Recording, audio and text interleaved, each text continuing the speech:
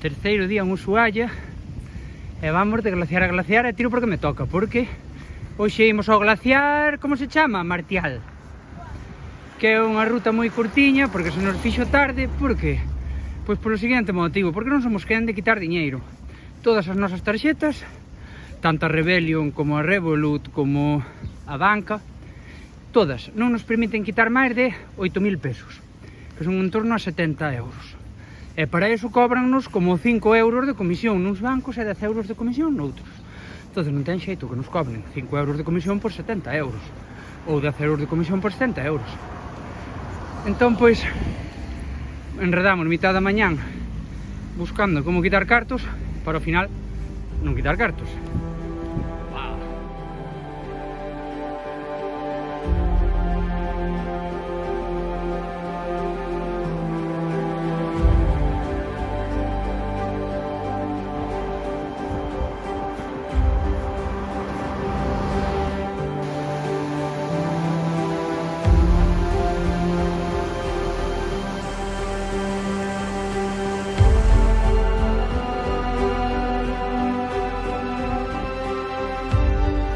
Chegamos onde comeza o camiño de area de Ripio, de terra, Ripio, como chaman aquí.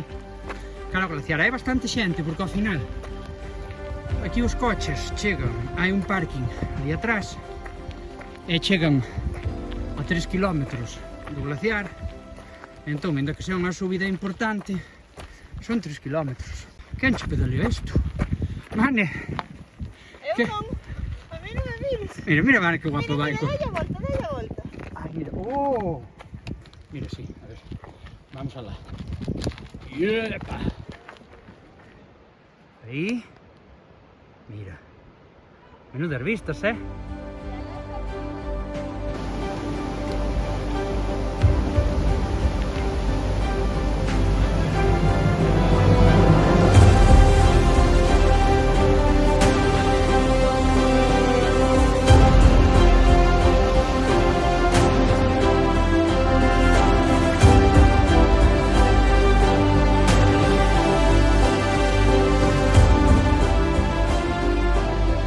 Estamos na cima do Pico Martel, do Pico Martel, do Glacial Martel, que ven sendo eso por aí arriba, bueno, a perspectiva non permite velo. Aquí non hai lago, como onte, pero o que hai é unhas vistas que te morres do bonitas que son do canal de Beagle, e hai fervenzas por todos os lados, porque se están a derreter ou estás a derreter o xeo do glaciar, entón caen fervenzas por todos os lados.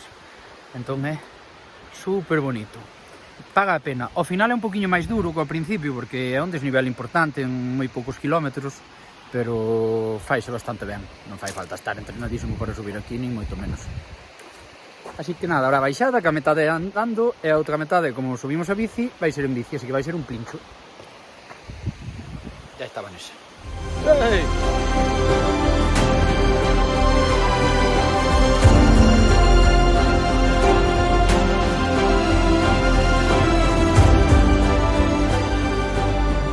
E aquí temos a Vanessa entrando no váter. Importante, levar unha bolsiña para o papel e non deixar o papel tirado, que os demais non temos por que aguantar os papeles dos pises, vale? E pouco se fala do do monte este encantado con estas árbores bonsai así retorcidas. Flipante.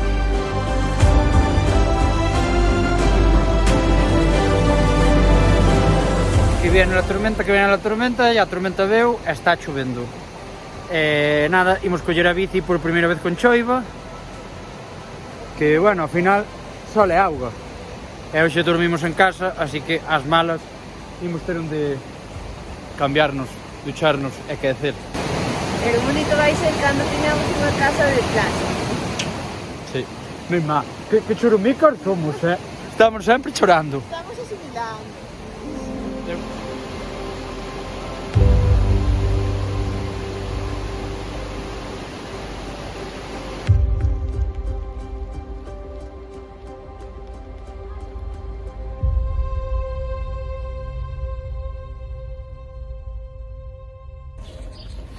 novo día e acabamos de deixar as bicis na casa dunha señora e vámonos ao Parque Nacional.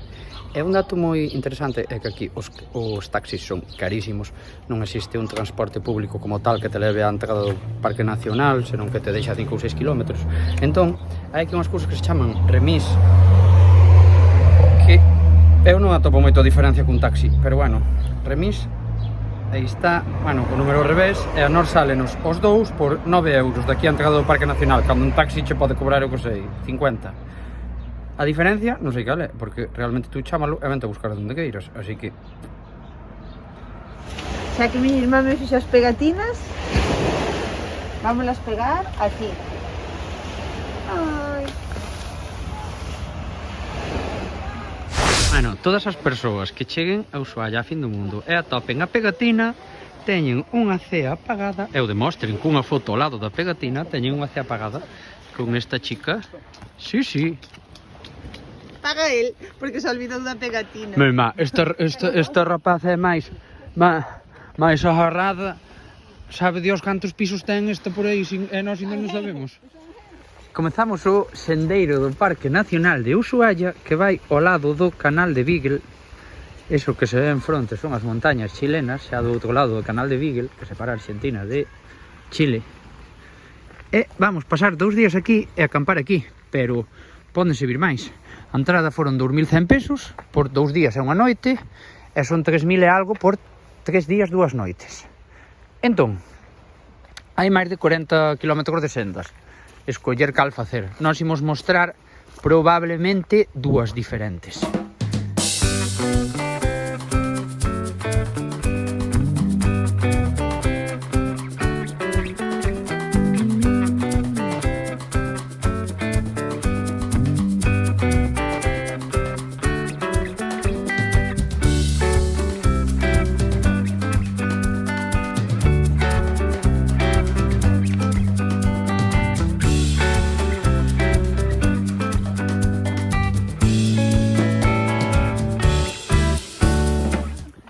Continúo a ruta despois de montar a tenda de campaña, porque Vanessa decidiu quedar descansando un pouco. Non se me permiten os coches falar, porque hai unha de coches por aquí.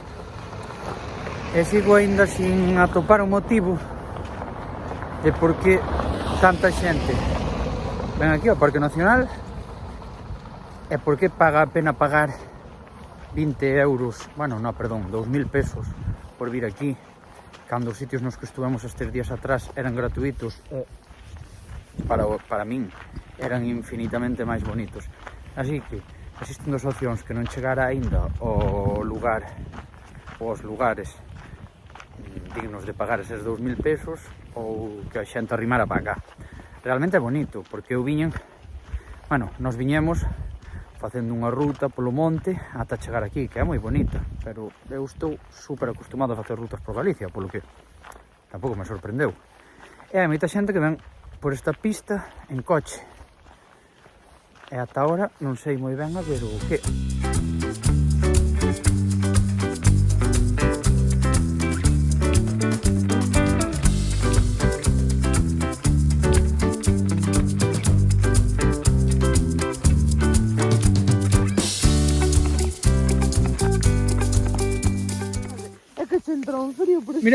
Mirad unha momia. Vanessa, pero tens que respirar. Abre un pouco a cabeza. Non, te queres morir así, non podes... Non.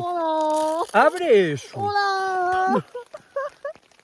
Que fantasía. Que fantasía que non nos damos remexido aquí na tienda. 9:30 da tarde. É día. Pero mirade que luz. Estamos de siesta. Mirade que luz acaba Non de che o iPhone, echa luz do sol. Sí, Que sí. maravilla, pero mira que maravilla. Cristian. Pero tú mira este antroido. É que mira, entramos un aire por aquí que é como...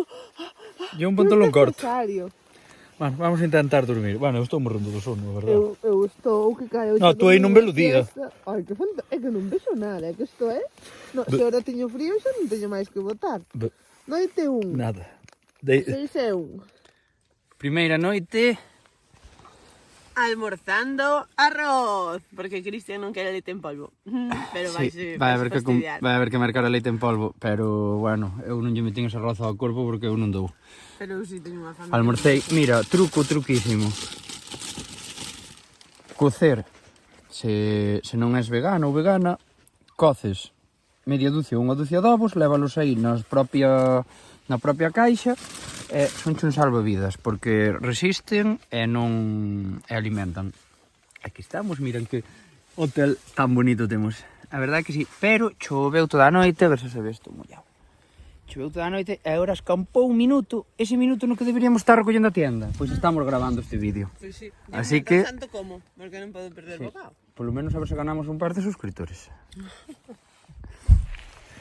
Bueno, todo recollido, o día está feísimo, está chovendo e claro, mollaste e cando che ven nada de vento vai moitísimo frío. Entón claro, para recoller chovendo acabase che mollando todo.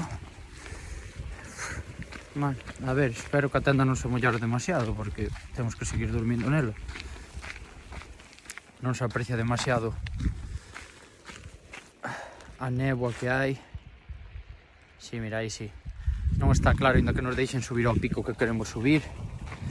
Mira, había só unha furgo xe hai 3 ou 4. Hai un montón de furgos e xente que se pon o reto de facer un Ushuaia Alaska. Estes de feito poñeno na furgo, Ushuaia Alaska. É como un punto moi icónico de saída e de chegada. Entón por iso tamén te topas así moitos aventureiros facendo cousas moi guais.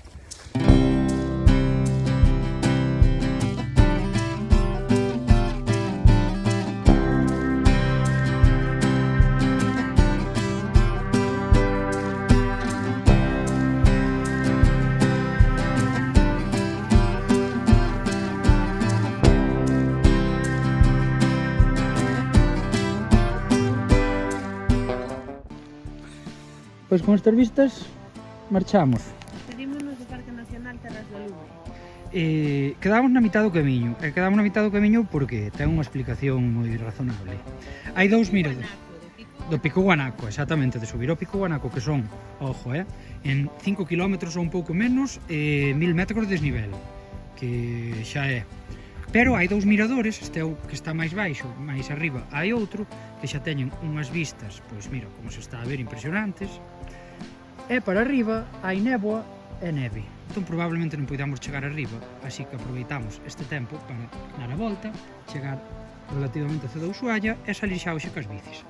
Pero que xa as vistas desde aquí... Porque estábamos atrapando o Ushuaia, sí, que íbamos salir onte, e ao final, se subíramos ao Guanaco, xa tiñamos que sair mañá. Sí, entón era de 3 noites a 5 noites. Pero bueno, aquí en Ushuaia podes estar unha semana e estar facendo cousas seguido sin parar.